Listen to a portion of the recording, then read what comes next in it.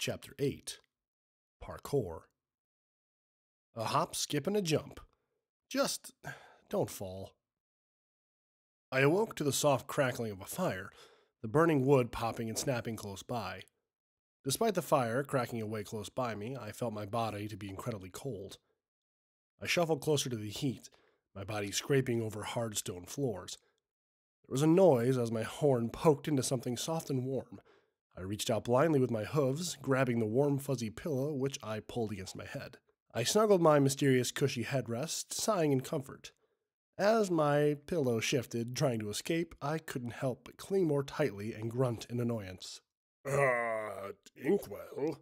My eyes opened as I looked up slowly at the source of the voice. Mustang was looking down at me, an awkward expression on his face as I gripped his right hind leg. I could feel heat creep onto my face as Mustang tried and failed not to blush. I pulled back a little to note that there may have been a little area of drool on him. But, only a little, I swear. Your horn is jabbing into me, he said pointedly, pushing me back a bit. I sat up quickly, face nearly on fire at this point. Let's never speak of this, I said quickly, thankful that Crosshair hadn't seen that embarrassing display. How about ever? After taking a moment to try and settle my thoughts, I began rubbing my legs together for warmth and took a look at my surroundings. We were in a large warehouse of some kind. The shelves had been looted quite thoroughly, but I could see a few sealed metallic crates secure with thick rivets. I stood up properly, shaking out my mane, and decided to investigate the crates for anything useful. I trotted to the biggest box I could see, looking for some way to open it. Several dents and scratch marks scarred the metal container. Obviously, previous looters had been unsuccessful. "Mustang, where is my drill and power armor?" I half shouted at him. "Elder, keep your voice down," he said in alarm, trotting over to me. "Where's my drill? And my armor? And all my things, actually?" I asked, before adding, "And why are we not supposed to shout?" "I loaned your equipment to Knight Crosshair, of course. You were unconscious and too heavy to carry while wearing it over long distance. So we decided to have Crosshair wear the armor for tactical reasons." He seemed to mumble the last few words, looking annoyed, upset. I wasn't sure, but I intended to ask him about it later. "We also need to keep quiet around here, Elder. There are hoof-biter nests in this part of Wintertrot, according to Crosshair, that is." I really didn't like the sound of that. I glanced down at my hooves warily. "Why are they called hoof-biters?" I asked, while making the tactical decision to climb atop the steel crate. "Because that's the first thing they bite. Then they eat the rest of the pony," Mustang said, clamping his teeth together for emphasis. "They're supposed to tunnel under the snow, but Crosshair claims they can burst through concrete and mortar if it's thin enough." I don't suppose we can sleep upstairs?" I asked quickly, looking around for any stairwells or ladders promising safety. Unfortunately, no. A lot of the rooms upstairs have collapsed or have openings, exposing them to the snow and frost outside. Crosshair is searching for a few of the ground-level rooms. Hopefully he can scrounge up enough fabric to make a teepee. I stared blankly at Mustang for a moment before he quickly clarified. "Like a tent, Elder, but more pointed on the top." He made a few hoof gestures, complicating the entire situation even more. "Well, maybe we can make a start on a shelter out of some of these boxes," I suggested, hopping off the crate and trying to levitate it. The box glowed with my magic, but was far too heavy for me to budge. "Perhaps we could use those boxes over there," Mustang said, pointing to the shelves of boxes and containers. I nodded in agreement, smiling gratefully as we trotted over to the shelves. Most of the boxes were empty, but a few had stickers on them with faded addresses stamped on, with black ink. I couldn't make out most of the words. The ink had started running off the labels long ago. "Where are we, Mustang?" I asked, opening one box that was full of sock puppets. Oddly enough, they were addressed to Stabletech. "Well, we're in a warehouse, where letters and packages were stored before being shipped out. It wasn't our ideal resting spot, Elder, but we had been walking for 4 hours. They had been carrying me around in the cold for that long? "So, I've been asleep for 4 hours?" I asked, trying on one of the sock puppets for my own amusement. It was one of the stable Colt Stabletex friendly mascot. Well, more like 7 hours. You've been sleeping quite heavily, Elder. You resisted our best efforts to wake you, including the ice cube crosshair. He stopped mid-sentence, snickering to himself. I glanced back at him, eyebrows raised. What did Crosshair do? I asked suspiciously. Mustang looked ready to answer, recovering from his snickering when a door banged open, my power armor walking in. I forgot my question immediately, hobbling forward. Crosshair saw me easily, pulling off my helmet and rubbing his forehead where my horn would normally stick out. Ah, Hilda, you're awake at last. Did something sneak in and wake you while my back was turned? Crosshair asked, handing me my own helmet. There was an incident, I said earnestly, putting my helmet back on. I started checking the settings, which Crosshair had, of course, ruined in his inexperience. What did you do to my helmet? All these settings are wrong. Why is the EFS off? Did it break again? I asked, turning it back on. No, Hilda. I merely found the dots distracting. I can still see them, even without the helmet, he said, rubbing his eyes. And how do you move in such heavy armor? My muscles are burning, he further complained. And it's too tight in certain areas. I had to take the armor off and... Okay, I understand, Crosshair, I said in my most soothing tone after taking the helmet off again. You just, need some practice. You're probably fighting the armor rather than working with it. I looked at his slumped shoulders and sweat-coated face. You need to use less effort and let the armor do all the work. Come on, let's find a spot for you to practice, I said encouragingly, patting him on the shoulder pauldron. I would rather not, Elda. This armor makes me feel that... I cut him off, remembering how my own drill instructor had reacted when I tried to worm out of practice. Knight Crosshair, you are in the Steel Rangers now. Regardless of how uncomfortable it makes you feel, we do have to use and acquire technology, I said, jabbing him in his armored chest. Even the things we don't like. Understood, Elda, Crosshair said, sulking. We moved back towards the little campfire, which had begun to burn low. Mustang fed the flames with some ruined books that burned slowly before going into his saddlebags with an excuse of cooking some dinner. I didn't argue. My stomach growled audibly as I started teaching Crosshair to walk in his armor, pointing out when he was using enough of too much force. Your right hind leg is dragging. More power in it. Confession time. I was never actually taught how to use power armor. In fact, I'm wholly self-taught. You see, since I was a unicorn who didn't show combat aptitude, I got scribe training. However, I helped maintain power armor, so I knew how it worked. I was able to listen in on lessons by taking extra long to repair air filters, or on one notable occasion, actually repairing the demonstration suit of power armor. I used my horn to adjust the leg armature when needed, Crosshair testing his leg each time I made a change, commenting on how it felt as we gradually got it to move easier. You're getting the hang of it. Now let's try trotting. You'll find it's easier to run now, see? I said, watching Crosshair quickly make circles around us, his armored hooves hammering heavily, became notably softer as he continued to do laps and become adjusted to the level of power armor to do so much of the work. I was about to suggest Crosshair that he wear the helmet, when a warm, sweet smell filled the air. Mustang was levitating 3 separate cans over the fire in his green magical field. He was rotating them slowly, and my stomach groaned audibly as another waft of the delicious aroma passed by me. Hey, let's take a break, Crosshair. You've got to be hungry, carrying me around all day, I joked, trotting back to the fire and sitting down, Mustang hovering a tin labeled cram over to me. What is cram? I asked, perplexed by the oily pink gel that oozed suspiciously like processed meat. I mean, seriously, it sounds like some sort of marital aid. After looking at it for a moment longer, I glanced worriedly at Mustang. And I'm still not sure, having ever seen it. Sticking a sporkful into his mouth, Mustang hummed with appreciation. It's cram, Elda, Crosshair said, turning his nose away. Dog food. I recoiled from the admittedly good-smelling pet food. Noticing my disgust face, Mustang quickly expounded. No, not that kind of dog food. It is nutritious, meaty food for diamond dogs. Lots of them lived here during the war, you know. Sighing, I levitated my plastic spork Mustang handed me with my tin, forcing some of the meaty substance into my mouth. This is really pretty good, I said, surprising myself, chowing down on the war-era meat. We should seriously have this more often. Crosshair just shuddered, pushing his can over to me. Ugh, I cannot stomach that stuff, he said, looking a little green.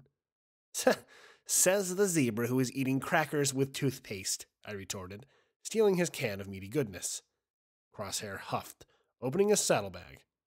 I tried hard not to laugh when he pulled out some more crackers and toothpaste. At least this time, he'd used decently smaller portions than before. We finished eating quickly, Crosshair taking a power nap while Mustang volunteered for guard duty. I let him take it, and spent some extra time examining my power armor. The minor damages it had taken were auto-magically fixed when it received scrap metal in the little port in the armor's flank. I put the armor back on, noticing some hitches in the servos already.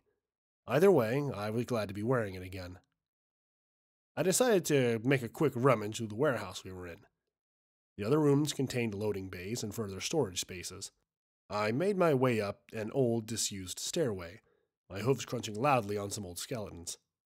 I bent down after noticing a small glimmer in the remains, an employee tag from the looks of it. I took it with me, figuring it could be useful. I continued upstairs, entering a large office with 2 rows of desks. The desktops were strewn with old papers and office supplies, leaving them in the state of disarray.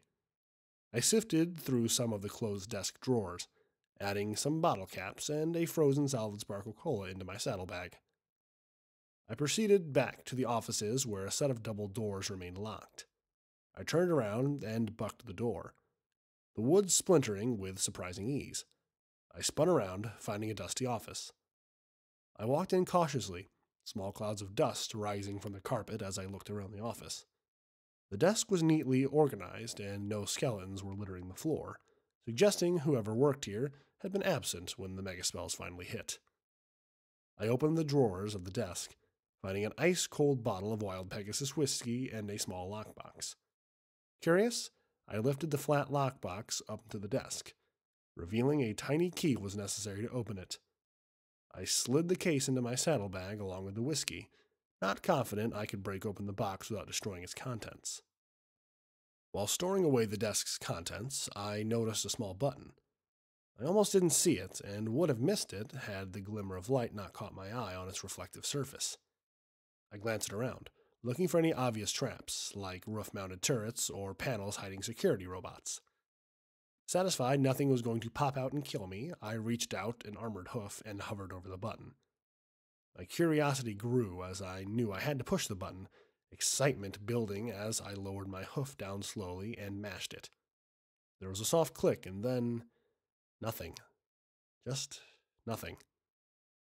My ears drooped in disappointment, and I huffed, stalking out of the office. Who puts a pointless button in a desk anyway? I took my mind off of the button by examining a small radio that had fallen to the floor some time ago. I gave it the customary wasteland test of functionality, i.e. shaking it up and down and seeing if it rattled.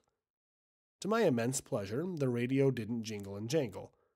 I placed the old radio onto the desk, fiddling with the little dials and tapping it on the side. The radio sprang to life, its faceplate lighting up as it began blaring static. I turned down the volume and scrolled through radio signals before finally getting lucky and finding a functional radio station. Good morning, friends.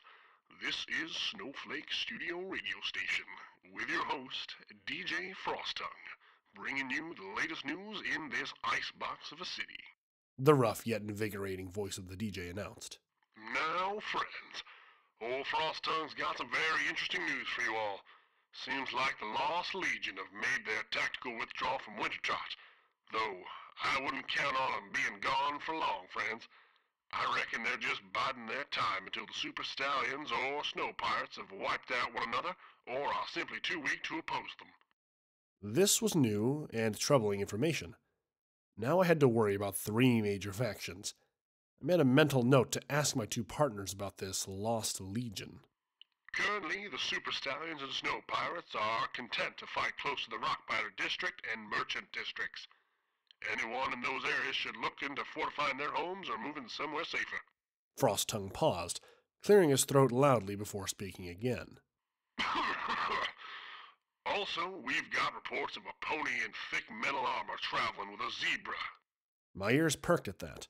I grabbed the radio, turning it up as I dashed back downstairs, skidding along the floor before bursting into the storeroom of our base camp.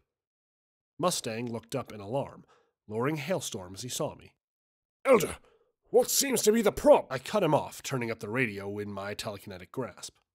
So if you see this armored pony and his traveling buddies, buy him a beer or two. And now for some music. Frosttongue finished, a heavy beat beginning to play. Someone's out there watching and reporting all of our actions, I said, dropping the radio, causing it to play louder as I paced back and forth warningly. Probably started back in Snow Ridge. This Frosttongue guy probably... I was cut off by a low rumble, Crosshair springing to his hooves in a panicked yelp. Ah! What are you doing? Crosshair shouted, leaping onto the radio trying to turn it off, the little dial having been knocked off when I dropped it. Crosshair lifted the radio over his head and threw it to the ground where it hit with a dull thump, blaring even louder. Oh, stars, we're dead. Quick, grab the guns, Crosshair shouted, slinging his rifle onto his back. Mustang securing Hailstorm, following Crosshair as he dashed across the room. I followed, the rumbling getting even louder, a small fissure forming up one of the walls and the cement cracking as it went to our abandoned campsite. Mustang had the forethought to grab our supplies with his telekinesis. We crouched behind some shelves, using some boxes to hide ourselves. The ground continued to crack as something large moved in the ground. I glanced at Crosshair, whispering softly, "What is that thing?" "Those, Elder. They are hoof biters. They are attracted to heat and loud noises, which our campsite now has in abundance," he whispered harshly. A kettle began whining loudly, left on the fire by Mustang. The wailing went pretty well with the warbling music, actually. Suddenly, the floor cracked with a horrible crunching sound, which was muffled by a plethora of loud screeching voices. 5 long, icy blue horns punched through the cement like water, moving through like shark fins towards the campfire. The curved horns were only the tip of the monsters, their large reptilian heads smashing through the cement floor, mouths open wide as they lunged at the fire. They began attacking the fire, crunching the burning wood and splitting the kettle. The hoofbiters hissed angrily or squealed in pain as they were burnt, spitting out an oily blue bile in retaliation. The radio was still blaring, despite being smashed aside by their initial frenzied assault. The tunneling terrors turned their attention to the source of the music, slithering along the floor like large snakes. They sniffed the small radio, lifting their scaly heads as their thick black tongues slipped in and out. I've seen geckos do this. Well, they're tasting the air, looking for us, Mustang whispered. The hoofbiters' heads perked up and glanced our way, hissing loudly. "Cocknoodles!" I shouted, firing my missile launcher. The beasts were faster, however, diving through the cement and avoiding my missiles as they scythed towards us. "Scatter!"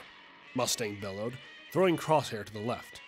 The zebra yelped as he soared out and into the hallway leading upstairs. The hoofbiter made a beeline for me, its sharp horn angled so it would skewer me. I leapt in a clumsy roll, diving to the right as the blade-like horn narrowly missed impaling me. The horn stabbed into the wall behind me, the ground rumbling under my hooves as the hoofbiter let out an angry shriek and pulled itself free. I ran to the right, hopping over the cracked floor and sticking close to Mustang as we bolted through rows of looted shelves. The metal storage racks rattled behind us, being tossed aside like foals' toys as the tunneling predators pursued us. I kept looking back, watching the horns cut through the ground, even bumping into one another as each hoofbiter tried to get ahead of the others. "Quick! The conveyor belts!" Confused, I looked at the black lines of conveyor belts, empty boxes littering them. Mustang jumped onto the conveyor belt with a heavy thump, the metal frame groaning under his weight. I leapt onto the other one, feeling the metal and rubber crunch down but not collapse underneath me. "Up! Run up them!" Mustang shouted, running along the belt, which rose up to the second floor. I ran up my conveyor belt, the structure swaying as hoofbiters swarmed around the supports keeping it up. I dashed to the small opening where the boxes inevitably came through, sliding into the opening. I almost made it, my armor cracking through the hole, widening it, but my saddlebags were still too wide. That went better than expected. Usually the monster catches me and starts slamming me around, I joked, but was rudely cut off as my rear hooves were bitten. They've got my hooves! They've got my hooves! I screeched, feeling myself being tugged and twisted from behind. Stop squirming, Elder. I can't get a clear shot at them, Mustang said, trying to squeeze the barrel of Hailstorm through the tight opening. Stopping me flat with his forelegs, he tried to get a clear shot. Shit! Just use my shotgun! I half screamed, in a totally manly way, and levitated the shotgun out. I fired behind me, but the shot went wide as the hoofbiter spun me into a roll. A loud explosion heralded the sudden widening of the conveyor entry points. I've seen Radicators do that. It's trying to twist your legs off, Mustang said in a panicked tone. I'll take the shot, he said, pulling my shotgun away from me, overwhelming my own magical grip before pressing both hooves on my back and all of his weight. The hoofbiters hissed as they tried to painfully twist my legs off in 2 different directions. Mustang fired, launching us farther into the room as the explosive shell detonated behind me. Painful screeches filled the air as the hoofbiter fell off of the conveyor belt. I think you overpacked that shell, Elder, Mustang groaned beside me. I pulled myself up, wincing as I tried putting weight on my hind legs. The hoofbiter's teeth were still wedged into the metal, blue saliva and oddly luminescent green blood coating them. We should be safe up here for now, Elder. It's too high for them to jump. But poor Crosshair is on the other side of the warehouse, Mustang said, glancing down at the ground below the conveyor belt. He turned around, noticing my injured legs. Oh, that looks nasty. How about we get those out? Mustang said cheerfully, pulling each tooth out carefully and adding them to a small drawstring bag. Mustang, why are you... Ow! Why are you collecting those teeth? I asked, wincing as the last tooth was pulled free. Ah, everything is worth something, Mustang replied. I was about to ask who would want monster teeth when the cool sensation of Medex and the warm tingling sensation of healing potion flowed through me. I groaned in delight, lying there for a few minutes. Inkwell, Elder, you've been lying there for 3 minutes now. Perhaps we should make haste and find Crosshair? Yeah, he was right, of course. I couldn't just lie there in a drug-induced bliss. Reluctantly, I stood up, my hind legs quivering only very slightly. All right, Star Paladin. Let's go find our first knight, I said, while pushing open the first door I could find. The door opened, hissing and crunching as it scraped along the ground, a layer of frost coating the corridor ahead of us. I walked ahead, the frost crunching softly as we entered the hallway. My helmet showed a friendly green somewhere ahead of us, and several red blips squashed together around it. You wouldn't know how to fly, would you, Mustang? I asked, staring through the floor as we moved along. Sadly not, Elder. Those kind of spells are notoriously difficult to perform, especially more than once, Mustang replied. Well, there went any hope of flying to safety. Looks like we'd be forced to try and outrun the hoofbiters when we found Crosshair, or when we want to leave.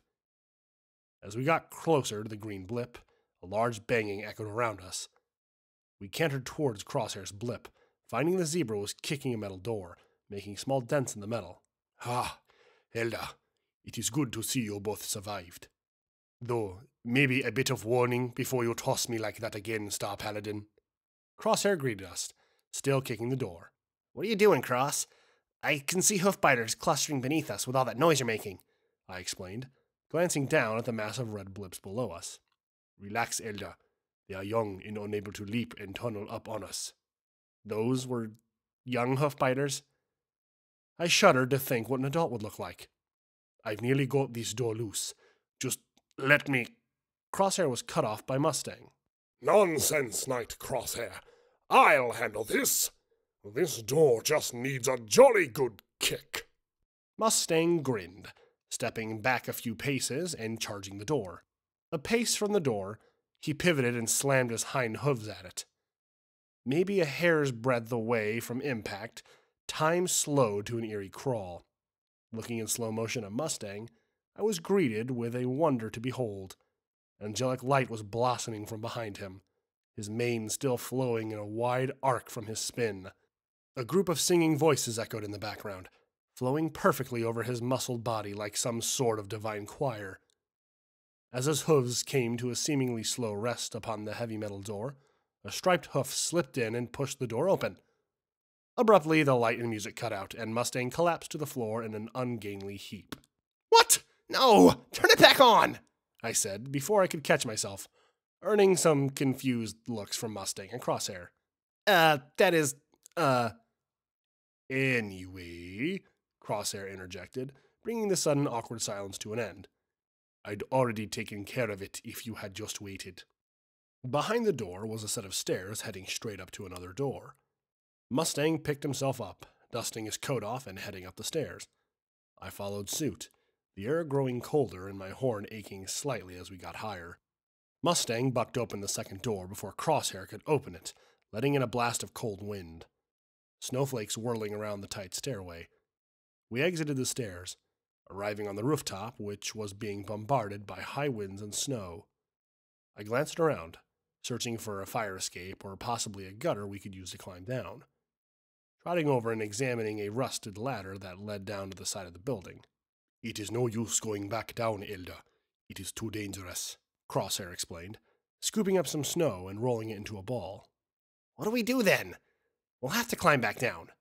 "Well, I'm sure we can outrun those hoofbiters," I said, though I was dubious of my own claim. Crosshair trotted up beside me, now pushing a massive lump of snow, which he shoved off the roof. We watched it fall for a moment before it landed with a thick thump. It took about 5 seconds before hoofbiters were bursting through the ground and walls in a frenzied and hissing mass of teeth and scales.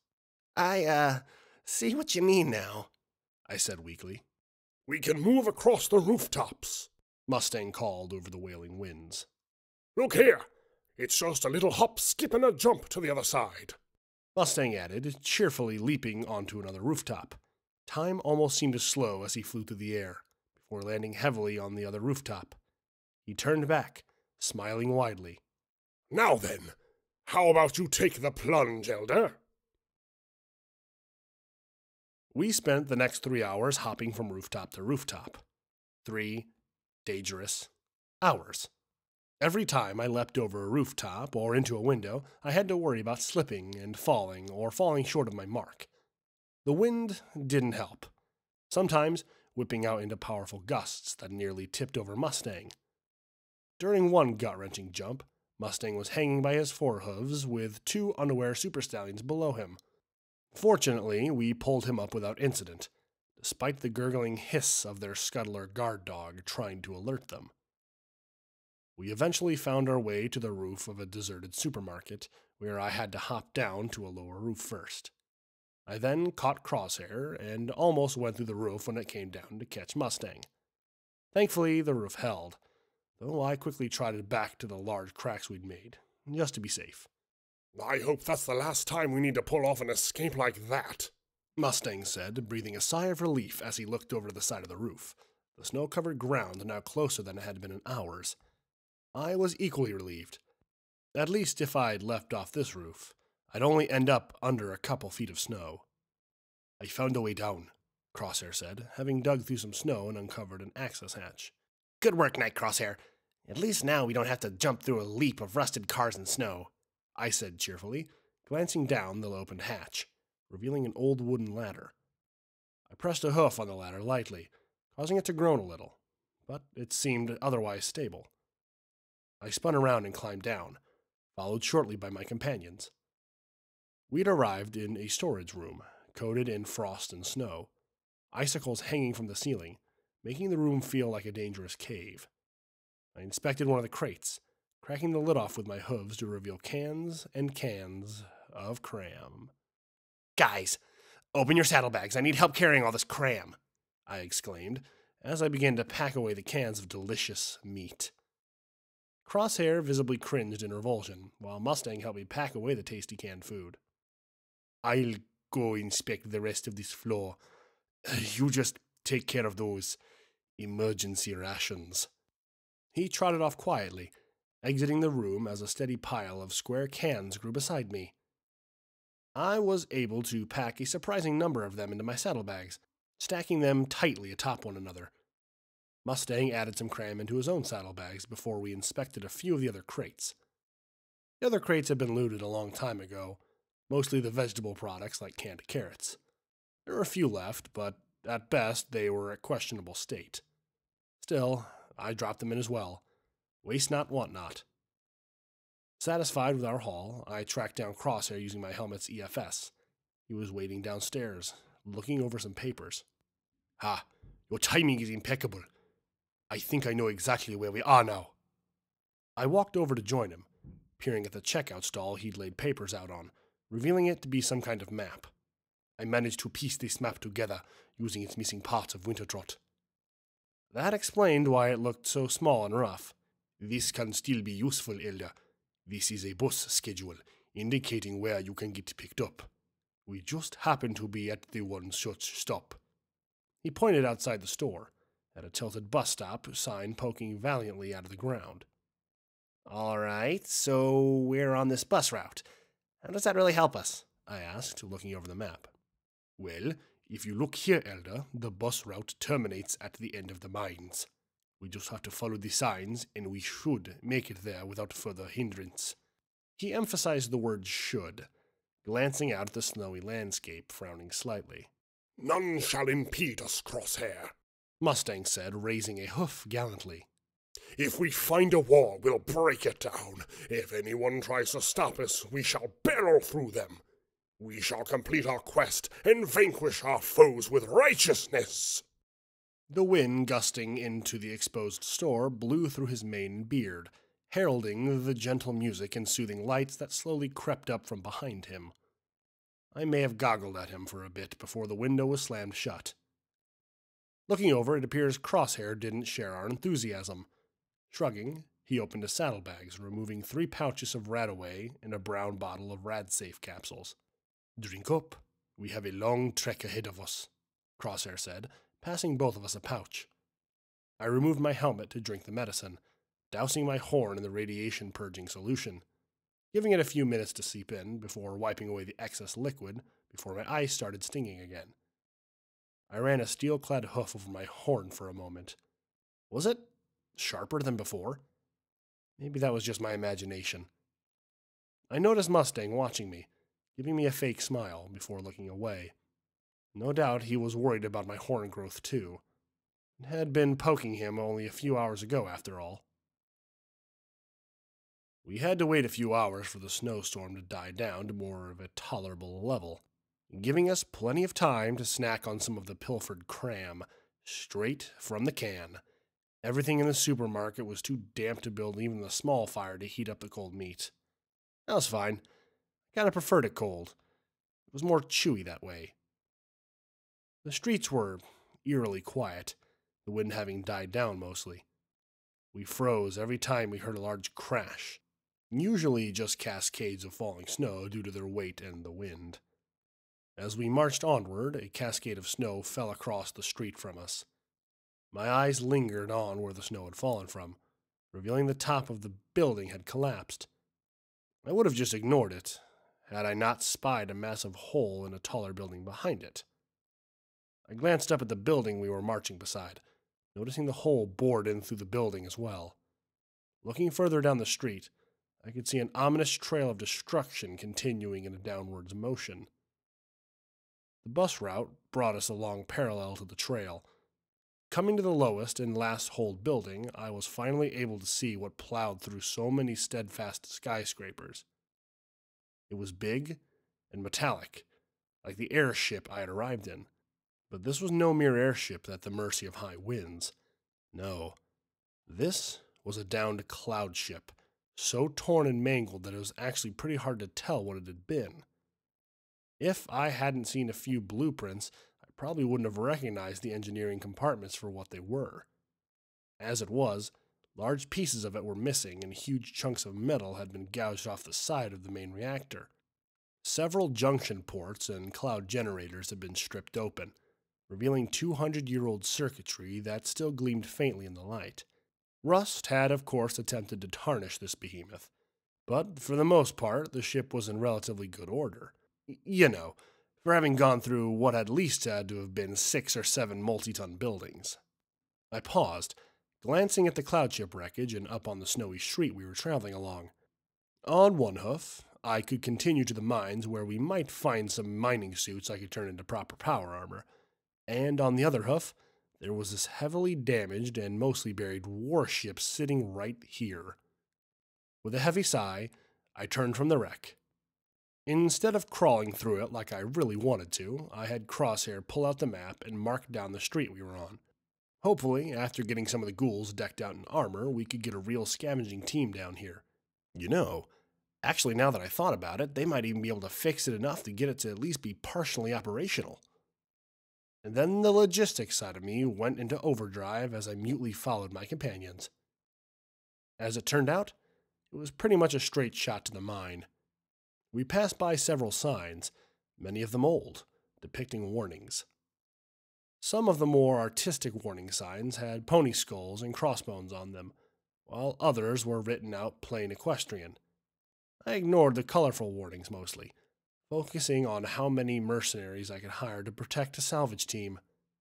Hiring snow pirates was definitely a big no-no. Perhaps Wintertrot had some Talon or other mercenary groups. I'd worried about that later. We finally came upon the last bus sign, looming under the shadow of a large quarry. One noteworthy sign proclaiming, "Do not antagonize Diamond Dog workers. Throwing chew toys into the premises is punishable by up to 5,000 bits and 6-month community service. Violators will be persecuted to the full extent of the law." The quarry was protected by a thick steel fence, rusted but still firm and unyielding as I discovered, trying to kick it down. We trotted to the front gate, where there was a suspiciously new padlock that had been attached, along with some rather strong chains. "I don't like this. This place feels like a trap," Crosshair said, casting glances at nearby windows. A cloud of snow rose up from a nearby rooftop. Probably just the wind. "I'm sure it's nothing, Crosshair. Probably just those snow pirates trying to keep good and decent scavengers out of here," I said, sure in my own logic. "Crosshair, see if you can pick the lock," I asked. Crosshair huffed before reluctantly pulling out a bobby pin and screwdriver. I spun and kept a lookout behind us. Mustang joined me a moment later. We waited patiently while Crosshair cursed in Zebrakin as he struggled with the lock. There was finally a click as the padlock opened. I pulled the chain off with my magic, tossing it aside. Mustang pushed open the rusted gate, followed by Crosshair and myself. There were 3 noteworthy buildings in the yard outside of the mines, along numerous rusted and long-abandoned machines and vehicles.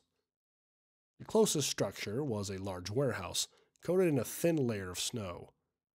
Further into the yard was another facility with several long smokestack chimneys. Off to the far right, this mining complex was the last notable building. It looked like some old offices, probably where they took care of the finances and other paperwork. "We'll try the warehouse out first," I said, pointing purposely at the old building. "That's probably where most of the equipment was stored."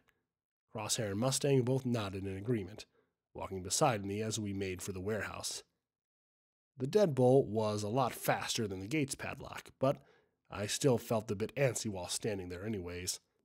The door opened out into the warehouse's main floor, where rows and rows of shelves filled the warehouse. Crates were stacked on bowing shelves, seemingly untouched in the last 2 centuries. I mentally whooped, practically skipping past Mustang, until he pulled me back. "Be careful. This place could still be dangerous." I pulled myself out of his firm grip, but relented from prancing off into the rows of unopened goods. It would be just my luck to stumble upon hidden traps. "We can get a better look of this place from here," Crosshair said, pointing to a series of catwalks above us. We stuck close to the edge of the warehouse floor before finding a ladder leading up. I climbed up first, the metal frame of the catwalk lightly groaning under my weight, but thankfully showed no signs of immediate collapsing underneath me. "It seems okay. Come on up," I called down, waving from the railing. My eyes stared over rows and rows of shelves until something seemed to move in my peripheral vision. I focused on the perceived moment, but couldn't see anything. My EFS wasn't displaying any hostiles either, but I couldn't help but linger on the spot for a few more moments. Still, seeing no movements after a while, I eventually dismissed it as a trick of the light. Mustang chose to remain on the floor, watching Crosshair climbing up. "It looks abandoned," Crosshair said slowly, pulling out his rifle and looking down the scope to scan the floor below. I walked to the left, peering at the roof for any hint of hidden turrets. I managed to make a quick lap around the warehouse, arriving back at the ladder where Crosshair was still spying on the floor. "You see anything suspicious?" I asked. "Nothing yet. No robot guardians or ghouls. No scavengers either. It almost feels too safe." Couldn't help but roll my eyes at that. Of course, Crosshair would say something like that. Fortunately, saner minds know that not every building has ghouls, robots, and mutants waiting to kill and snack on unwary ponies. It seems safe enough. I couldn't see any panels for roof turrets. Crosshair seemed to be staring intently at one of the shelves before he slowly packed away his rifle. "Very well, Inkwell. Let's just find what we came for as quickly as we can." We climbed back down to the ground floor and stuck close together as we began inspecting the packing cases. The crates were sealed tightly, the wooden boxes had been nailed shut. While the metallic ones had large locks on them, Crosshair was delicately picking the lock on one of the metal containers. Mustang preferred a more direct approach. He swung the super sledge he'd picked up yesterday to smash open one of the crates before sticking his head inside. I popped open a metallic chest, drilling through the lock with my magi drill. Opening it up, I was almost blinded by the light coming from inside it.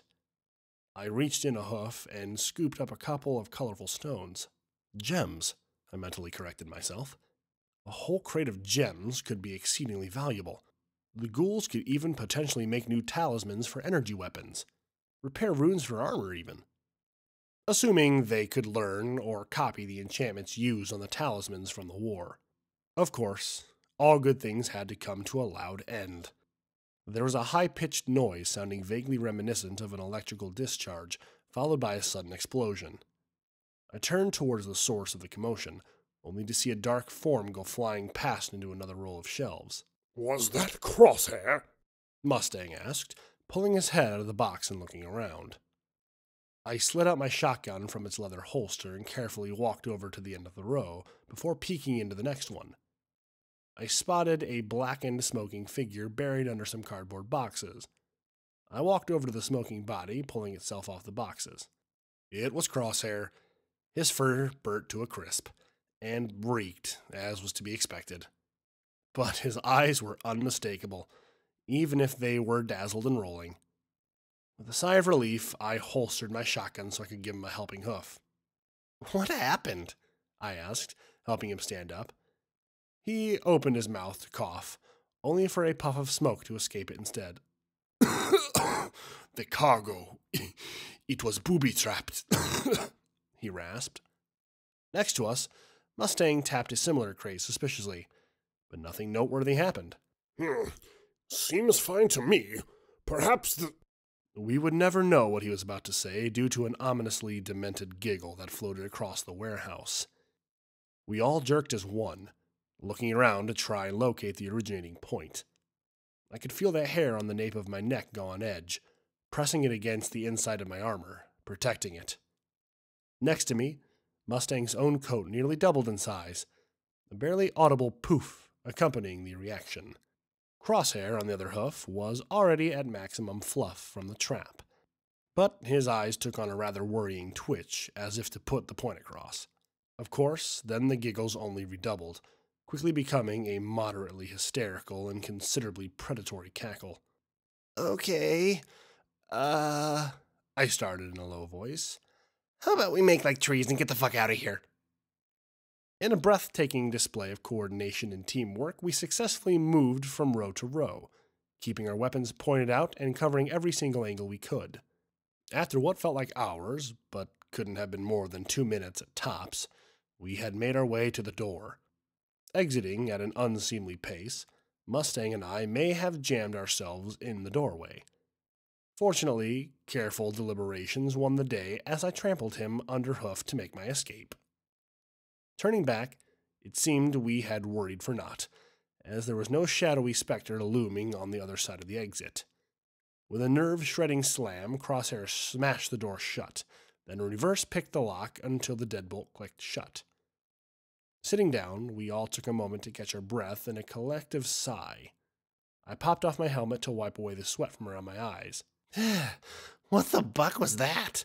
I asked, slapping some snow on my head to cool off.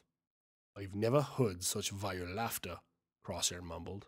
It was like the laughter of a mad pony, mixed with an unholy aura, Mustang said meekly, still combing down his poofy fur. Did anyone remember to grab the checklist? I asked, remembering I'd been looking over it. No. Nope. Crosshair and Mustang responded. I glanced back at the warehouse and then to my two companions. No worries. Let's just press on to the mines? See where things go from there, I suppose, I said, shrugging my shoulders non-committedly. We sat there for a few minutes before reluctantly I stood up. I was still sweating heavily despite the cold, so I kept my helmet off. I secured the helmet to the rigging of my saddlebag, using the little catch in the neckline. Headgear secured, we made our way into the mine's entrance. The snow began to die down as we approached the mine, giving us a much clearer view of our destination. Large cranes stood idle, hanging from their gantries, hooks slowly swaying to and fro in the wind. Abandoned trucks and auto wagons sat outside the entrance, rusted and coated in thick ice. The front of the mine was supported by a massive frame of girders and metal struts, many of which had ladders and scaffolding still hanging from them. Despite probably being unfinished, or hopefully just under maintenance, the girders stood the test of time, supporting the massive weight of the earth and rock above it. We moved between frozen vehicles, making our way to the large yawning entrance. The interior of the mine was lit by a series of floodlights, some of which had failed over the years. Most of them, however, were still working, though dimmed significantly. We paused briefly, my hoof hovering in the air before I took the first nervous steps into the mines. Footnote: Level up. Inkwell, Level 5. New perk added. Lead by example. For every follower you have, you and your party members gain certain bonuses to special stats. Crosshair, Level 5. New perk added. Power armor training. You are now able to equip and use power armor. Mustang, Level 5. New perk added. Angelic dialogue. During certain conversations, your actions and demeanor become almost irresistible. You inspire others to gain +3 charisma during these conversations, assuming nothing interrupts you.